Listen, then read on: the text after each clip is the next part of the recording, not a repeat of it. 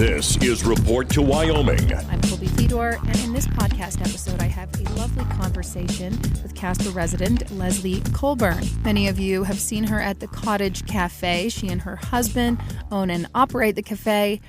She's also a writer, a mother, and so much more. She recently published a book called Twinkle, the Littlest Star. We recorded this on Tuesday, November 12th, which was also the release date for the book. She had an open house at the Cottage Café from 4 to 7 p.m. where families gathered to enjoy the reading of the book and participated in festive activities. This was, like I said, a lovely chat, and I so enjoyed getting to know Miss Leslie Colburn a little bit better.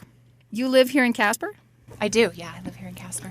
I think we should tell listeners, too, where you work, because I just learned this, folks, and it makes a lot of sense. So, I work at the Cottage Café. We've had it my husband's had it for 30 years, and we've been married over 20.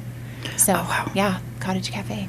How did he get this little cottage? It's it's like almost Victorian style.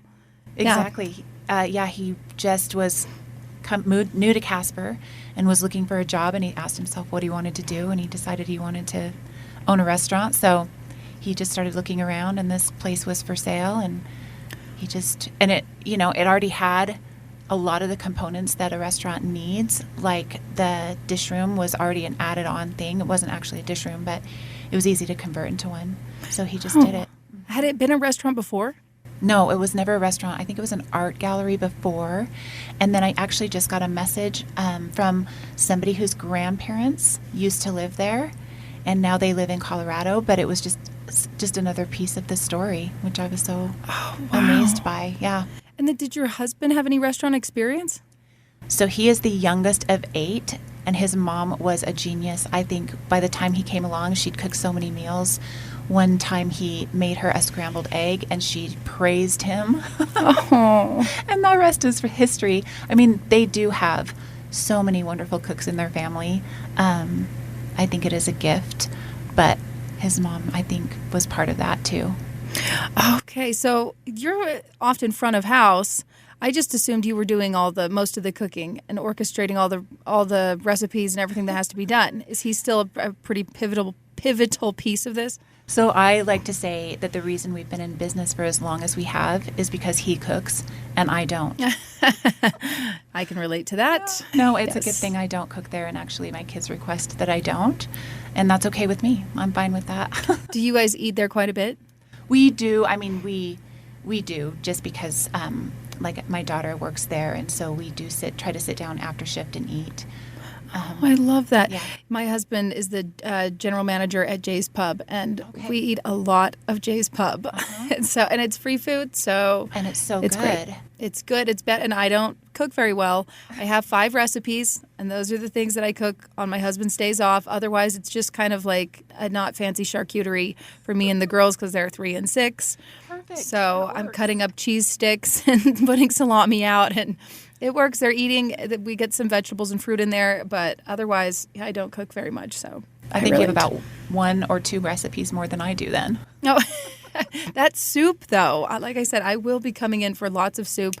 And you guys are you got to get in there. I think it's from 12 to 2, right? 11 to 1:30. 11 to 1:30. Yes. It's a narrow window, and you get quite a rush. And so the more people find out about it, too, the crazier and busier it gets, which I didn't find out about it until I'd been here for over a year. So now I'm one of those people in line, but I'm excited. Well, I'm glad that are you open in the summer too? Yes. Yep, we're open in the summer. Oh, okay. Yep. Excellent. And Tom makes all of the soups and breads and muffins and like everything. And so that's kind of why we keep it small window that we're open, because he is there at 6 a.m. to try to getting all that stuff ready. Oh, sure. That makes sense. Mm-hmm. It's exclusive. I love the spread that you put on the muffins. Yes. Oh, my gosh. Sometimes, like last year, I was like, I can't have those. I want them, but I'm not eating those. You're like, are you sure? Yes, I'm sure. Don't twist my arm. But anyways, you're here today to talk about your book. Is this your first book that you've published? This is actually my 6th book. 6th. Okay. Are all of these children's books? They're all children's books. Yep, they're all faith-based children's books that have a message that you're created on purpose, or that in your masterpiece, or an answer to prayer. Yeah. Let's go to the first book. What was the title of this one? That one was called The Regift, and that was the first book. I wrote it in 2010, and my daughters were 3 and 6 at the time, and they illustrated it. Oh, wow. So this started out as a lofty goal, I imagine. How did you get the idea that you were going to be an author? Is it something that you'd always wanted to do, or was it impulsive? Well, I entered a young authors contest in 3rd grade. My teacher kind of required us to do that, and then I won some sort of an award, and that's the first memory that I have of writing and like having like, oh, I maybe have something to say. And then it wasn't until I had my daughters that I wanted to I wrote them love letters. I actually lost my mom when my oldest daughter was 1. And so I was just trying to find a way to bridge this memory of my mom to a gift to my girls. And so I started writing them love letters on Mother's Day. And now these these letters have kind of come to be books. And so they illustrated. Yes. And what's the process like when you set out to write a book and get it published, ideally? Well, there's multiple ways to do that. I have chosen to self-publish, and so the way that looks is I hire an illustrator, and I hire an editor, and I hire the book designer. And so then the books come to me, and then I get to distribute them. So it is a long process with many members of the team, which is so nice, and because everybody brings something to the table, a level of expertise, and so it just creates a book that is the best that it can be. And I'm just, I write the words and the story, but there are so many pieces to really get it to be this complete package. Okay, and then before we get to book 6, those next 4 books, did those come kind of sporadically, or do you set a goal like I'm going to do one every 2 years or whatever it is? I don't know that I've set goals, but the way that it's worked out since my first book is I wrote my second book in 2020. So there was a big gap there, and a lot of things, mostly because my girls were so little and it's time consuming. So in 2020, I wrote my second book, and then it's been one book every year since then. I think that it really does take that amount of time to give each book its just the time that it and the potential to reach its full potential. But honestly, I think the biggest for a picture book, which is what I write, it's the illustrations take a long time and to get them, the way that we want them to be. Now, do your children illustrate all of the books, or have you had to hire? Or do you do it? Nope. I don't illustrate. Again, it's like cooking. Like I stay in my lane. You stay in your lane. Yeah, I so relate to that. Yeah, my girls don't illustrate them now. I do have my next book in the works that one of my daughters she is doing the sketches right now. So that is something that will hopefully be in the future. Mm-hmm. How do you find your artists? So the editor and the book designer that I have right now, they have a pool of illustrators that they pull from, and they just kind of see which illustrators are available and which illustrators' style matches the author or the writer's vision for the book. I like this collaboration. Do you? So important. I'm kind of a control freak. How much control do you have over the style of the art? Are you, or is it kind of a surprise? Like, oh yeah, that works. That looks great. Well, with the one who did this new book, Twinkle the Littlest Star, he has done, I'm going to say, over 100 books. And he is a professional. He brought me the layouts and the sketches, and we had one meeting where we just talked about there was only a couple tweaks that I was like, because originally he had almost all girl characters, and I was like, oh, I want a couple boys in there. So really, he brought it's when you have an illustrator who knows what they're doing and who is a professional, they bring another story to the manuscript. So the words are one story, but the illustrations create this whole different story inside of it. And he really just knew what he was doing. Oh, I love that because every night at our house, we try to do 3 books before bed. It's hard finding books that both of the girls will enjoy because I've got the older one and the younger one. And so having captivating pictures is really good. But also we're working on that literacy piece and developing reading skills. So even though I'll read, I'll point to a word. Do you want to read this page? And trying to, I think they're both important. So trying to have both of those things is what makes a book really special. Oh, yeah. Especially when you have the different ages of your children. They're both at different stages in their reading abilities and literacy. And so, yeah, I love that. Is there a specific target, an audience that you're trying to reach? My books are pretty much for 4 to 7-year-olds. They are faith-based. And so, I really think that my books, that I write them because I'm a mom and I know how important, and you're a mom, and we know how important that time is with our children. And so my audience are families so that they can create time and memory together. Yeah. And it does open a conversation. Absolutely. It's amazing to see what kids absorb when you read books to them, even if it's about, whatever we're going through last year. It was potty training with the youngest. Okay. So we'd read books about potty training, and they do internalize it. You might not notice it right away, but if there's like a potty song or something in the book, then they're singing it later, and it's great. Yeah, and one thing I've learned is if our children can see themselves in the character, then they connect with that, and whatever the message of the book is, it is more valuable. So that's one of the goals that we have when we write books, is for our audience to see themselves in that character. Now, you said faith-based. Does it your audience have to belong to a certain religion to appreciate what it says or to relate to it? No, I think that the message is universal.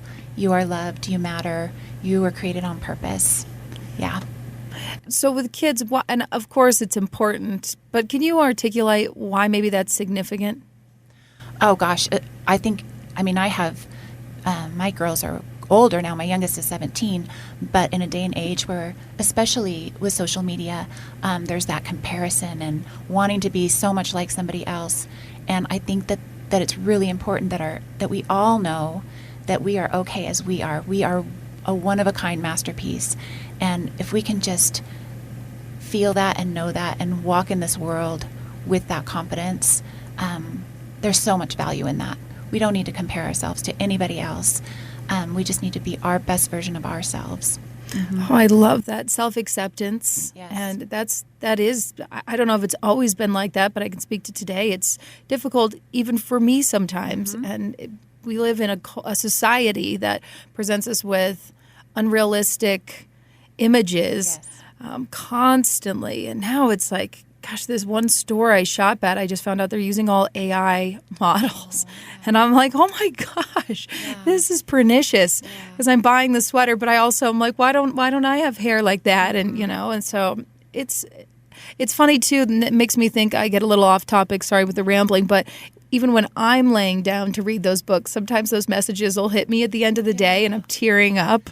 And I actually, with this new book, I've seen that with adults, and it's we all have that child inside of us, and the message of these books can pertain to all people, all ages. I hope that. Oh, yep, I love that. And making that time, like you said, where everybody gets together. In our house, we kind of like snuggle up or we lay on the floor, but it is really special. And we never have enough books. So we're constantly trading them out. We've got our ones that we will keep forever. But it's amazing when you read 3 books a night, how fast you go through them. Yeah. So. Yeah, and I'm sure your girls have their favorites. And then there's ones that you've read that you're like, oh, please don't pick that one again. The Giving Tree is one that we've read a million times, and it always makes me cry. I love that one. That is one of my favorites, too. It's a good one. And Dr. Seuss books. Of course. I'm kind of partial to those. So I keep all of my Dr. Seuss books. And I have books from when I was little that my mom gave me. Oh, good. Do you have books when you were little that you still remember that maybe inspired you? I love Stregonona by Tony DePaula. I love that one. That's probably my all-time favorite one.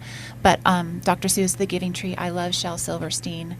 His I write in verse, and so he's been a big influence for me as a writer too. Yeah. Okay. Do your girls like to write too?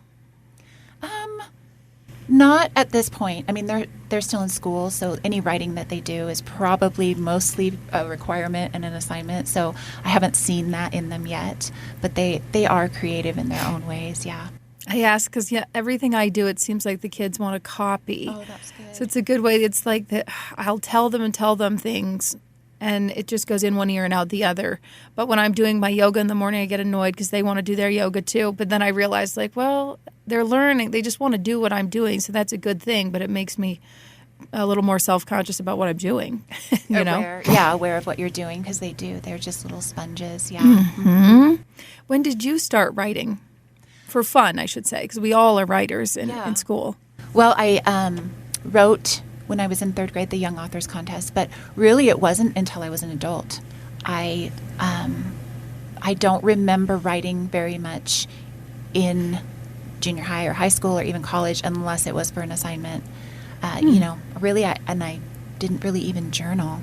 So not until I felt like I had something to say. And that was when my girls were little, and I just wanted them to know how loved they were. And yeah, that's really when I started writing again. Mm-hmm. Okay, that's so interesting. What does your process look like? I write on a laptop. I know a lot of people like the pen and paper, and I just am a laptop writer. I think something will inspire me. So for this last book, it was a podcast that I listened to.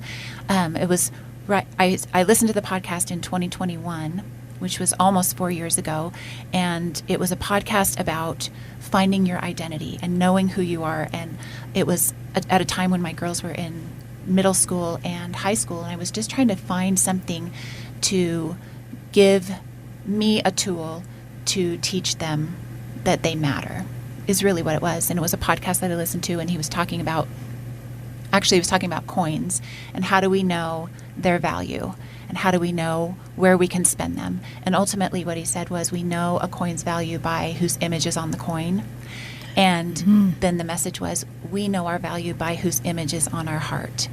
And it just got me to thinking about all of the things that God has created.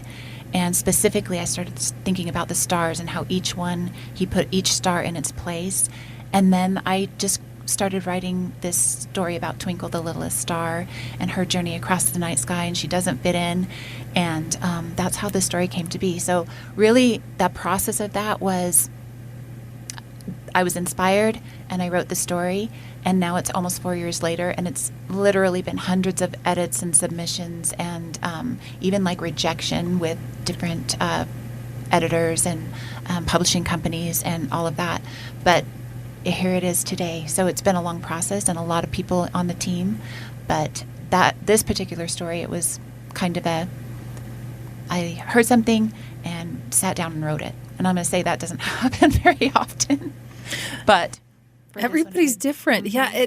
I read, I used to teach writing at Montana State University. Our listeners are like, we know, but I was a writing teacher, and we used the book. We used lots of textbooks, and I changed it up quite a bit, but I also would bring in readings from Stephen King's book on writing, and he really gets into the space and how that's important for him. It's always this, or he reads in a blue chair, he writes at his desk, he ruminates in the basement. He talks about these different spaces. Yes. And so I wondered if you have like a space that you've cultivated for your creativity.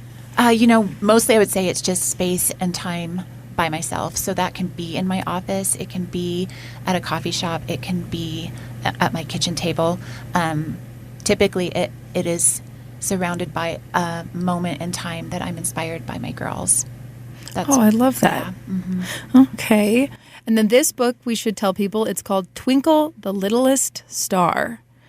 And is it available right now? You're releasing today. Today is launch day, which basically just means in writing world that it's available for people to read. People are going to be reading these words. It's available on anywhere you buy books, Barnes & Noble, Amazon.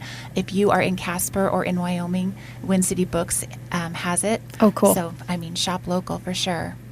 Okay. Are you going to have it at the cottage? And it's at the cottage, yes. Oh, very cool. Yeah, we're having a launch party actually tonight, and Casper is invited. Anybody's invited to come and just celebrate. It's a interactive storybook walkthrough. So I'm hoping for just some time to reflect and kind of get ready for the season.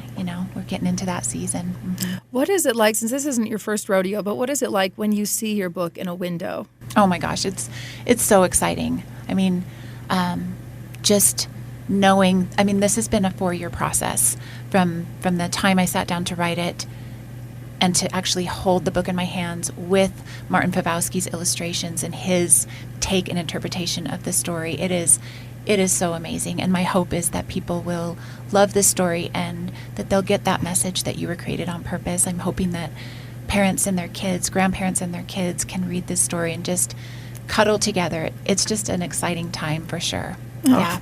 Mm-hmm. Oh, that's awesome.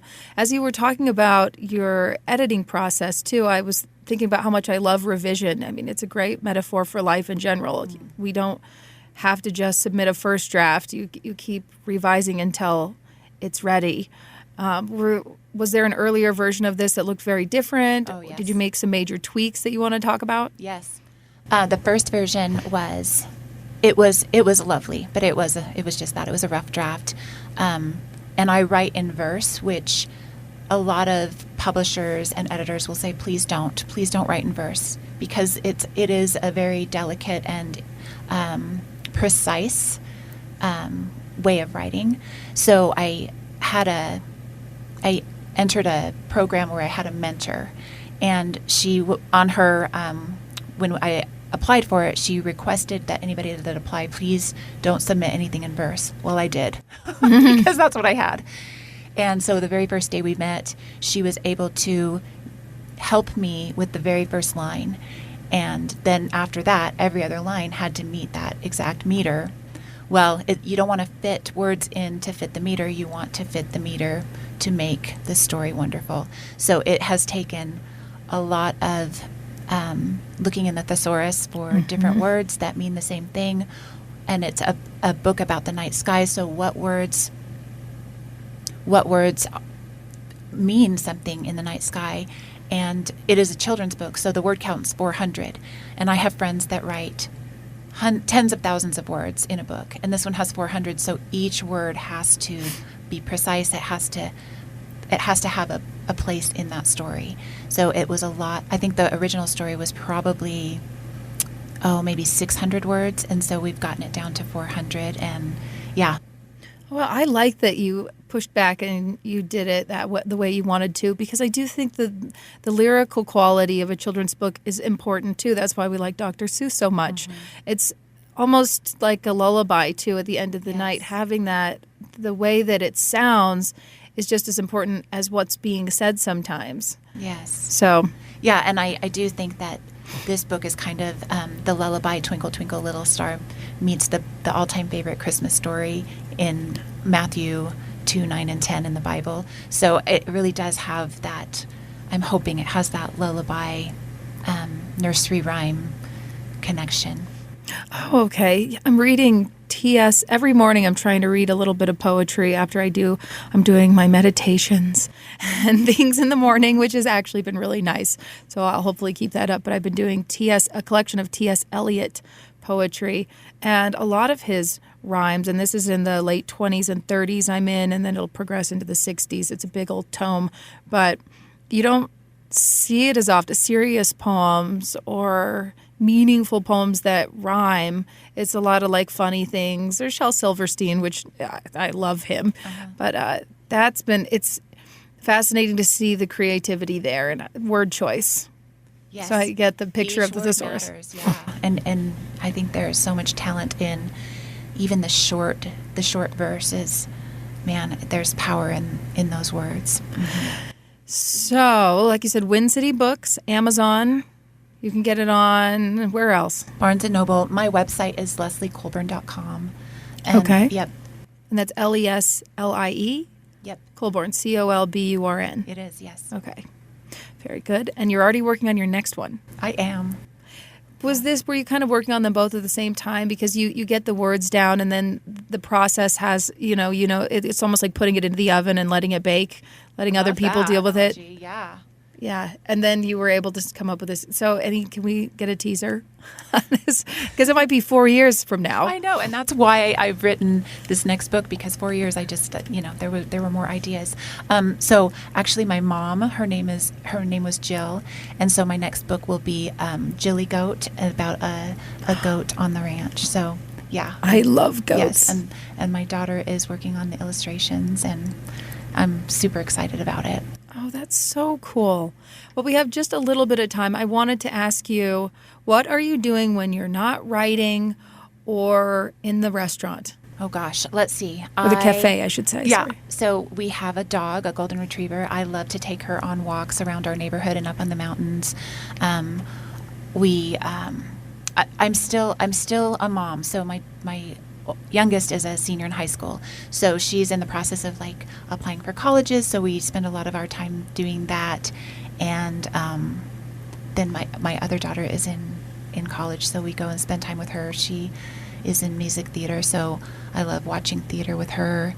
And yeah, I mean, really, this is the bulk of the time, but I do love being outside and just being with my family, really. I have a very important question. Okay. I think this says a lot about a person. Have you already started decorating for Christmas yet? It's funny you bring that up, because I would say one of the biggest divides in the world, possibly in our country, but in our home for sure, is whether or not we put up our Christmas tree. And I will say that we've had, there's four of us in our household. It's about a 3-to-1 ratio right now. I'm the one that wants it up. And so it's up. Lights are on, but decorations are not. But I will say that I just heard of a study that says that our happiness is actually comparable or relatable to how long our house is decorated for Christmas. The longer we have our house decorated, the happier we are. And I will say this study was actually done by my friend Kim Mills and me, and there were 2 people in the study, but it was a study. I love that. Yes, we have a little bit of Christmas What about you? Well, I used to say the day after Thanksgiving, but it just goes so fast that now I've been convinced about mid-November. So we haven't put it up yet, but when I do start decorating, I go nuts. So we're going to have 2 Christmas trees this year because we have tall ceilings upstairs. So I want a really tall, skinny one. And then that will probably be more elegant. I get a little, like I said, I'm a control freak. So that's my tree. Well, I think we just did a study then. The more you decorate, the bigger the decorations, the happier you are too. Okay, yes. And it is a lot of fun. I mean, for this one, we need a ladder. It's going to be a real tree. But then for the one downstairs, that's kind of our family room and our den. And we've got 1,000 homemade ornament macaroni things, that whatever. And I'm like, okay, you can have that treat. We have that as well. Yes. And lights. I noticed my neighbor put up their lights already. And I'm like, ooh, maybe we should do that this year. We didn't get it done last year, so hopefully this year. I like the big, like the 90s bulbs, those big ones. Yes. So I have some budget for this, because I did think last year maybe we could have gone a little harder. Okay. Happiness determined by how big your tree is and how early you decorate. I love it. And I'm excited. I'm going to bring it back to this book. I'm going to read this book, so I'll get my hands on one. And you said it's perfect for the holiday season. It is. It is. Like I said, it's the lullaby meets the Christmas story.